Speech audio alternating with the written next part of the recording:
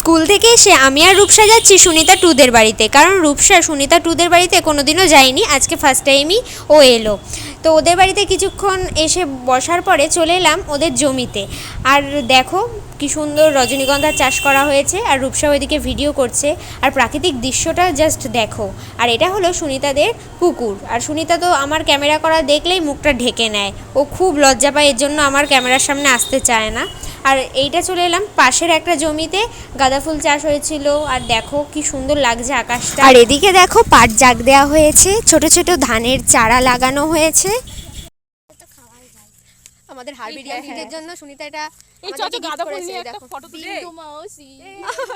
এটা খুব দুষ্টুমি করছে কদিন ধরে আমার সাথে। এই কই গেলি তুই? মা পড়ে আমাদের কেমন লাগছে কমেন্টে বলবে।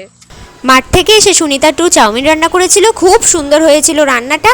আর তারপরে চলে এলাম সুনিতা ওয়ান দে বাড়ি প্রজেক্ট করতে।